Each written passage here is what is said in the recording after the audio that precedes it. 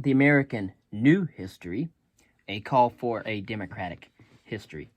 After the Civil War, American society had experienced an explosive growth in industries and cities, the arrival of millions of new immigrants and new problems in the rural sector. What was the just social order for that new society with its many interest groups and their aspirations, each of them claiming fuller rights to life, libertas, and the pursuit of happiness? And how could it be established? Few people talked in such abstract terms, but specific controversies occurred in great numbers. Since the 1880s, American life had been full of discontent, as the populists called on government to protect the many against the few, possessing power and wealth. But even though their program did include some demands by urban laborers, the populists were essentially a rural group and they failed. In the early 1900s, however, the failure of populism was atoned by progressivism, the broad reform movement with an urban accent. It saw as its task the reconciliation of democratic ideals with the political, social, and economic realities of the new urban and industrialized America. Then we have Turner's revision of American history. Scientific history claimed to be the response to the call for a new history appropriate for the modern period, but calls advocating a different new history were heard in the 1890s. Among them, those of Karl Limprecht in Germany and Henry Burr in France have been much more appreciated than by that of Frederick Jackson Turner in the United States.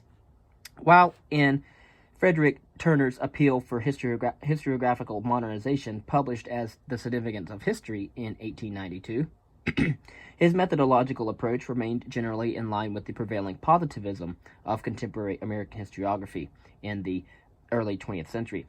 His ideas on the substance of history were remarkably innovative, however. Historiography must become life-encompassing rather than being dedicated to affairs of politics and state. Deal with all the people and not just elites. Explain history in terms of the structural forces behind the institutions. Recognize the pervasiveness of change and have world history as its ultimate reference. His limited interest in theory made Turner develop his reformist ideas in his works on American history rather than in additional theoretical essays. These works focused on the process that transformed the many different groups of immigrants into a democratic nation. In accounting for the process, Turner stressed the central role of space and its settlement, a geographical orientation that paralleled but was not caused by contemporary European developments, such as Friedrich Ratzel and Vidal de la Blanc. His first attempt at a geographical interpretation of American history, presented as The Significance of the Frontier at the 1893 meeting of the American Historical Association at the Chicago Columbian Exposition, came at a fortunate moment. America was rapidly evolving into a large industrialized nation and embarked on a democratic experiment on a grander scale. Americans were enamored of technology, conscious of being pioneers in democracy, science, industry, and general progress, and ready to reject too close a linking of their past to that of England or continental Europe. However, at the time, Americans also were deeply concerned about the repercussions of the closing of the frontier. Turner's acknowledgement that a whole period of American history had come to a close would have contributed to that anxiety. But his former frontier thesis allowed for a great deal of optimism because of what it said about the American character and the origin of American democracy. The thesis spoke of an American nation that was unique in character and development because it had been shaped less by cross-Atlantic links than the dramatic conquest of a vast continent. It refuted the Germanist thesis, which Turner's teachers had propounded. The frontier thesis became America's declaration of historiographical independence from Europe. Turner, a native of Wisconsin, studied the settling of the American continent and concluded that American history must not be viewed from the Atlantic coast, since the real lines of American development, the forces dominating our character, are to be studied in the history of westward expansion. The vast empty continent offered free land aplenty, but the price of its mastery was a life of self-reliance, simplicity, and practicality, as well as some coarseness and cupidity. And this ever-retreating frontier of free land is the key to American development, because the American forest clearings have been the seed plots of American character and of American-style democracy. That democracy was born of no theorist's dream, but was shaped in ceaseless struggle with that of the environment. In his thesis, Turner partially answered his own call for a history shaped by structural forces other than individual persons and events, celebrated change, acknowledged the role of economic forces, and gave the common people a decisive importance. The latter, the common people, he described with special eloquence. But history has its tragedy as well, which tells of the degraded tillers of the soil, toiling that others might dream, the slavery that rendered possible the glory that was Greece, the serfdom into which decayed the grandeur that was Rome. These, as well, demanded their annals. Yet the frontier gave to the agrarian past the dominant role in the shaping of the American character, nation, and democracy. Turner would find it impossible to deduce from his thesis a satisfactory historical interpretation for a strongly progressive and future-oriented nation. He had romanticized the frontier, indeed limited to one aspect, the much broader American mobility, and overlooked the fact that except for the dynamic of the settlement process, his geographical interpretation of American history had pronounced static quality. From the year 1895 onward, Turner's work carried the mark of the section as the key concept.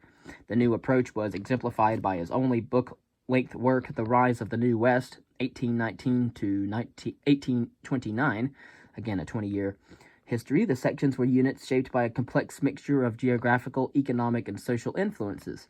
The people of a certain section shared distinctive life experiences and specific interests over the span of generations. Thus, Americans carried the marks of the sections which shaped them, and the American past could not be understood if one ignored the sectional rivalries between East, West, and South.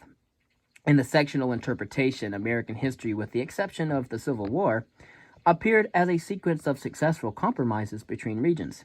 Even Congress was seen as an assembly of geographical envoys. Critics argued that Turner's insistence on the centrality of the sectional interpretation was flawed because the ever denser network of communications was diminishing its value. At best, it could serve as one interpretive scheme for pre-industrial America. Turner spent his remaining years composing a sectionalist-oriented American history for the period between 1830 and 1850.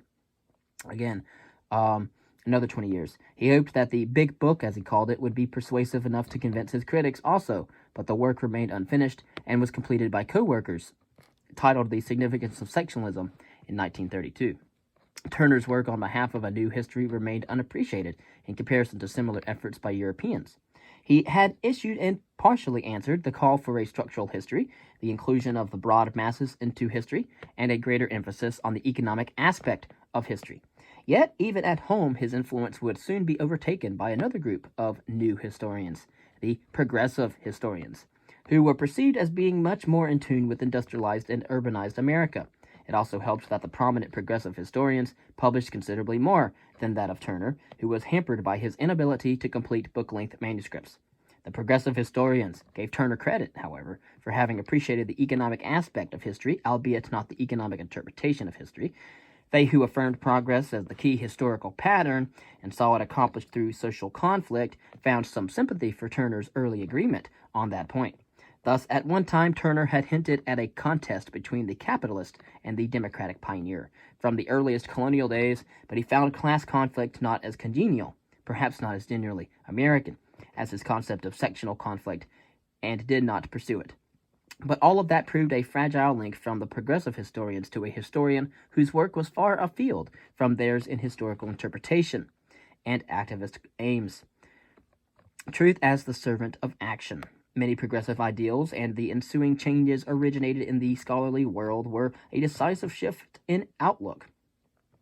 And where that had occurred, the belief in history as progress remained as strong as ever, but it underwent a metamorphosis. Up to that point, its driving force had been providential, or that of a divine deity, or at least metaphysical, that of reason. Now progress was seen as resulting from human actions increasingly informed by rational planning and considered to be more effective because of that. Specifically, at the turn of the century, it was thought necessarily not only to expose the divergence between democratic ideals and the realities in American life, but to remedy that. Instead, there was a present and pervasive suspicion that traditional ideals were used to hide the selfish interests of those in power and thus to mask the real forces at work in society. In the new scheme of preferences, experimentation ranked above tradition, the real above the ideal. The truth rather than the falsity, fact rather than fiction. Change above stability, assertion of conflict in the interest of democracy above its deliberate reduction, and the recognition of separate constituencies above the ideal of a harmonious nation. Such a new attitude came easily to the American intelligentsia, whose members were no longer drawn mainly from well-established families but from the middle classes, and whose actions and thoughts were not so much guided by tradition as by a vision for the future. The promise of American life was to be fulfilled in a truly democratic American society, pervaded by a spirit of equality and rationalism. Little of American life remained untouched once some of the long-standing American traditions were questioned and toppled down. Trust in universal, eternal, and benevolent forces was replaced by faith in the efficacy and benevolence of rational human actions aimed at social reforms and planned by intellectuals. Traditions impressed the new activists as irrational, mere impediments to progress, and adherence to them was considered empty formalism. Roscoe Pound, Louis Brandeis, and Oliver Wendell Holmes proclaimed law to be a means of social reconstruction. John Dewey denied the absolute validity of philosophical concepts and made them into instruments for the mastery of life. Thorstein Veblen called for an activist economics in order to achieve an economic democracy with a just distribution of wealth. These activities were joined by proponents of the new history who expected their discipline to find its proper place in the new American Enlightenment as soon as it would analyze the past in a scientific manner rather than narrating it for or using it for entertainment. And there already were no, to their minds, substantial hopes for a scientific history. They said that the muse of history had already come to recognize that it was ill-prepared for its undertakings and had begun to spend its mornings in the library, collecting manuscripts and making out lists of variant readings. It aspired to do even more and began to talk of raising its chaotic mass of information to the rank of science. Once the insights of such a history could be used as tools for social and political action, the historiography for reform would have arisen. In 1912, James Harvey Robinson chose Edward Eggleston's phrase, "the new history," as the title of his manifesto, and it became the name of the new school of historical writing. Actually, that school may be most accurately described as the initial phase of American progressive historiography. For those new historians who would become the progressive historians, James H. Robinson, Charles A. Beard, and Carl L. Becker, the need for social, political, and economic reforms held the first priority, and hence historians must be advocates for and sponsors of them. Such a service to the present and the future had its price, for it forced historians to be present-minded, even to the point of having as their ever-conscious aim to enable the reader to catch up with its own times, to read intelligently the foreign news in the morning paper. Mere erudition smacked of contemplation, and hence led to a non-useful history. Representatives of the new history accepted with no regret the fact that the strong sensitives of the new history accepted emphasis on recent history, and that had downgraded their regard for works dealing with the remoter past. These periods, particularly the European Middle Ages, were simply not as relevant, yielding at best just examples of how things should not be. Some implications. As partial compensation for the loss in the time span covered, the new history offered an account of the past that was, in Turner's words, the biography of society in all its departments. This kind of history would be a democratic history, because it would lift the masses out of undeserved obscurity. It would be an activist history, because it would grasp the real forces governing history and then teach people how to use them. Since the search for the real forces must go beyond the limits of political history, the new historians called for an alliance of history with sociology and economics. How else could one study all aspects of society? But the call found scant responses among historians and social scientists. Ironically, just when Robinson and Beard admonished historians to see the social scientists as their comrades in arms, the sociologists, started by Auguste Comte, and then the economists, started by Marx, were moving away from the evolutionary model, which had tied them loosely to history, toward ahistorical approaches. The social scientists now expected experimentation and present-day observations to yield the laws they wished to find. The bridge between historians and social scientists was never built, however. The new historians had to construct their social history by themselves. The failure to cooperate occurred despite the fact that the two groups shared many attitudes and approaches, including an insipid environmental determinism. Bancroft formerly had thought of the ideas of progress and liberty as autonomous forces lodged and fostered in human minds and hearts. But the advocates of the Germanist thesis had already treated the idea of liberty less as a universal human endowment than as a product of the Germanic village, forest, and spirit. Turner had credited the frontier of America with creating the American spirit and character. One need only cite Edward Eggleston's Transit of Civilization, published in 1901, describing the flow of ideas from Europe to America against Turner's view to perceive the difference between the traditional and the new interpretation of what ideas actually represent. Here, a quasi-autonomy of ideas, there is a dependence of ideas on the environment. The new historians who counted themselves among the pioneers of a new democratic society were quite willing to consider ideas, at least to a high degree, as products of the social environment. They expected, therefore, that a truly democratic society, once established, would foster proper ideas, namely those close to rationalism and science, and far away from superstition, error, oppression, and even religion. But what were those real forces in the human environment that governed the ideas and actions of human beings? In the early 20th century, as was seen, economic motivations fascinated a number of scholars. To some American historians, it seemed obvious that after all the emphasis on the power of ideas and ideals and of the American society as an organic and homogeneous whole, one should turn to a more realistic approach and speak of economic self-interest and conflict. Typical for the distrust of traditional views and the desire to expose the true motives of real life was Charles Beard's already mentioned an economic interpretation of the Constitution.